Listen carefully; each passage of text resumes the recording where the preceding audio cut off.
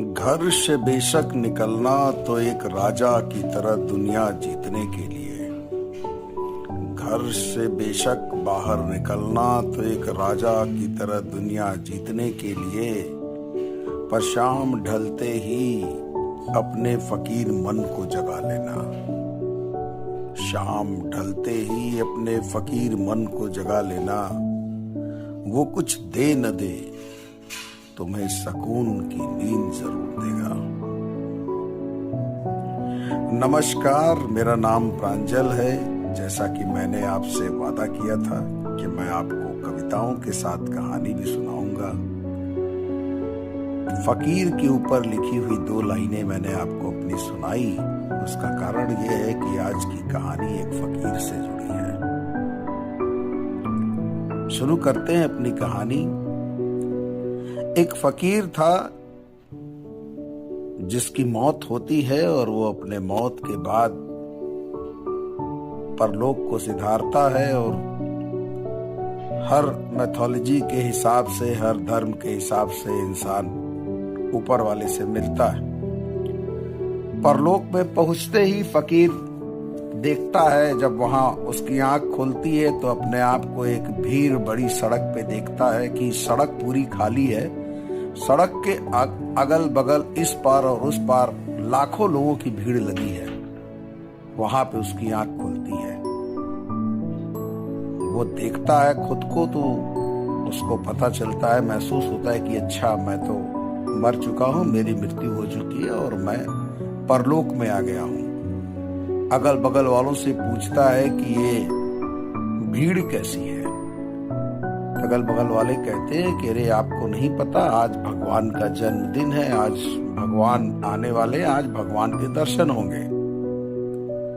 फकीर बेहद खुश हो जाता है और फकीर का खुशी से आंखों में आंसू आ जाते हैं, और सोचता है और मन में कहता है कि हे भगवान, हे प्रभु, तुमने मुझे कितनी अच्छी मौत दी है, कितना अच्छे दिन मुझे बुलाया है कि आज तुम्हारा जन्मदिन है और मेरा जीवन सफल हो जाएगा, आज मुझे तुम्हारे दर्शन हो जाएंगे। और वो भीड़ में खड़ा रहता है। तब तक हरे रंग का झंडा लिए हुए कुछ लोग घोड़े पर आते हैं, हाथियों पे आते हैं, और उसके पीछे ढेर सारे लोग काले रंग के कपड़े पहने हुए और मतलब चिल्लाते हुए या हुसैन वाह हुसैन, या हुसैन वाह हुसैन करते हुए आ रहे हैं, और भीड़ लगी रहती है। तो वो बगल में पूछता है कि ये जो हाथी के ऊपर बैठे हुए हैं, मतलब हाथी आ रहा है, इसमें से भगवान कौन है? घोड़े पे जो बैठे हैं वो, या जो हाथी पे लोग बैठे हैं, कौन है इसमें से? तो बगल में जो आदमी रहता है बोलता है, अरे ये भगवान नहीं है, ये तो मोहम्मद साहब हैं। ये जो घोड़े पे आगे देख रहे हो, सफेद घोड़े पे, वो मोहम्मद साहब बैठे हैं, और ये जो पीछे भीड़ चल रही है, ये उनके फॉलोअर हैं, इनके मानने वाले, इनके अनुयायी हैं। कहता अच्छा, मतलब ये भगवान नहीं है? बोलता है नहीं, ये भगवान नहीं है, मोहम्मद साहब है। बोलता अच्छा। चुप हो जाता है कि मतलब इसके बाद जो है शायद दूसरी झांकी में भगवान आए। दूसरी झांकी आती है और ढेर सारे बौद्ध भिक्षु जो है, कपड़ा पहने हुए, एकदम लामाओं के कपड़े में, मैरून कलर के, और सबके सर के बाल मुड़े हुए और हाथ में माला लिए हुए, बुद्धम शरणम गच्छामि। और एक रथ पर जो है बुद्ध बैठे हुए आ रहे हैं। तो कहता है कि बस वो जो बगल वाले से कहता है कि वो जो रथ पे बैठे हैं बहुत सुंदर से दिख रहे हैं, जिनके सर पे बहुत बड़ी जटा है, वही हैं भगवान। बोलता है अरे नहीं भाई, ये भगवान नहीं है, ये गौतम बुद्ध हैं, और ये जो पीछे उनके साथ चल रहे हैं सर मुड़ाए हुए लोग, ये उनके अनुयायी हैं, उनके फॉलोअर हैं, उनको मानने वाले हैं लोग, जो इनको मानते हैं। कहता अच्छा, ये भगवान नहीं है। बोले शांति से खड़े रहो, भगवान आएंगे तुम्हें दिख जाएंगे। फिर कहता अरे भाई, मैं तो पूरा जीवन धरती पे बिता दिया फकीरी में, कभी किसी से कुछ मांगा नहीं, जो मिला उसमें अपना जीवन यापन किया, और जो मेरे पास था सब मैंने अपने अगल बगल के लोगों को दे दिया, और यही सोचता था कि सब देने वाला ऊपर वाला है, भगवान है। इसके मन में एक प्रश्न था, भगवान है कि नहीं? ये कहानी उसी पर है। खैर, बात आगे बढ़ती है और तीसरी झांकी आती है। उस पे भगवा वस्त्र पहने हुए हाथी के ऊपर बहुत खूबसूरत सा आदमी और अगल बगल पूरे जो हैं वो अगल बगल जो है उनके घोड़े पे और भी आदमी है, रथ है और पूरे लाल लाल रंग के वस्त्र पहने हुए ढेर सारे लोग साफा बांधे हुए, टीका लगाए हुए, कलावा लगाए हुए आ रहे हैं। वो कहता है बस बस ये भगवान आ गए और ये भगवान के दर्शन हो गए। बगल वाले से कहता है यही है ना भगवान जो बैठे हैं रथ पर? वो उनके बगल में उनकी पत्नी भी बैठी है और लोग खड़े हैं और हाथी पे भी कोई बैठा है, वो बड़ा सा आदमी गदा लिए हुए है। बोलता अरे नहीं भाई मेरे, ये तो राम हैं, ये राम है, सीता है, उनके बगल में उनके भाई हैं और वो जो हाथी पे आपको बड़ा सा आदमी दिख रहा है वो उनके दोस्त हैं, उनके बहुत खास मित्र हैं, वो हनुमान है। बोलता है भाई शांति से रहो, हम भी पहली बार आए, हमको भी यही पता चला है कि आज भगवान के दर्शन होंगे तो हम भी खड़े इंतजार में। बात आई गई हो जाती है। वो कहता है अच्छा चलो ठीक है, शांति से खड़े रहते हैं। और फिर ऐसे ही बहुत सारी हर ओशो आते हैं और तमाम तरीके के हर धर्म के अनुयायी, कबीर, महावीर, सबकी झांकी आती है और जीसस की आती है, सबकी आती है। वो बोलता है ये जीसस हैं, वो ये हैं। और सन्नाटा हो जाता, अंधेरा हो जाता है, पूरे रोड पर पब्लिक चली जाती है और वो अकेला फकीर वहां पे खड़ा है और एकदम सन्नाटा। रात हो गई है और रात के समय में वो अकेले सन्नाटे रोड पर है और एक सामने से एक कुत्ता आता है और कुत्ता आकर के फकीर का जमीन पे फकीर बैठ जाता है और वो फकीर के पैर चाटने लगता है। तो वो पूछता है फकीर से, कुत्ते से पूछता है कि भाई मुझे तो दर्शन हुए नहीं, तुम्हें दर्शन हुए क्या भगवान के? तुमने देखा है कहीं?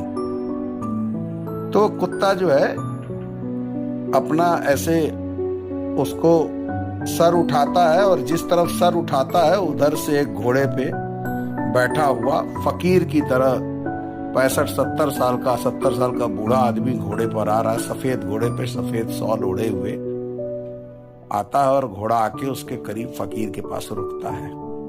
कुत्ता उसको देखता है और कुत्ता जो है घोड़े पे जो आदमी है वो उतरता है, उसके पैर वैर चाटने लगता है।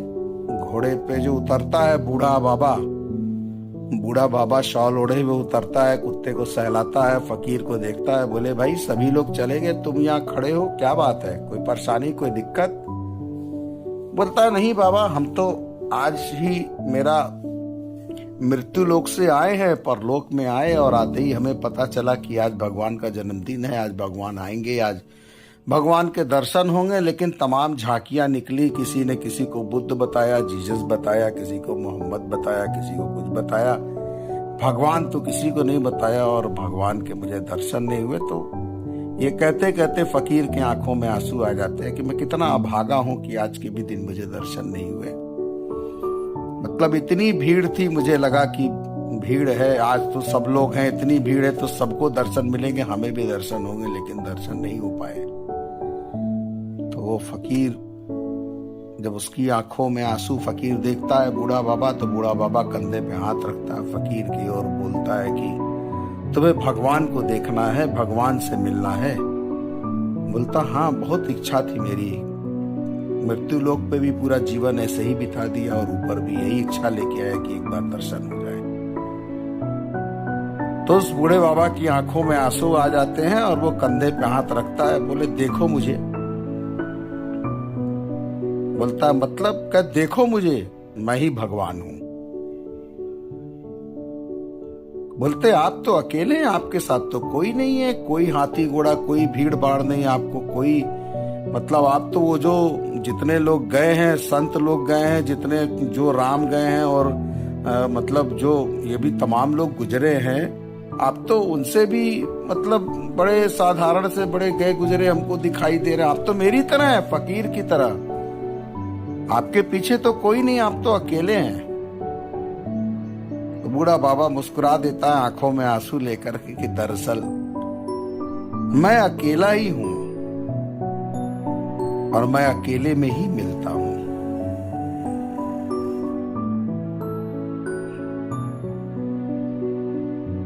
कहानी यहीं खत्म हो जाती है।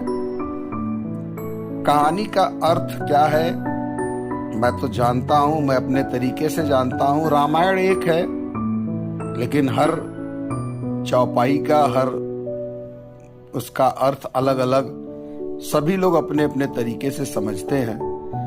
इस कहानी का अर्थ मैंने क्या समझा ये मैं नहीं बताने वाला हूं। मैंने सिर्फ आपको आज कहानी सुनाई है, कहानी सुनाने का वादा किया है, मैंने अपना वादा निभाया है।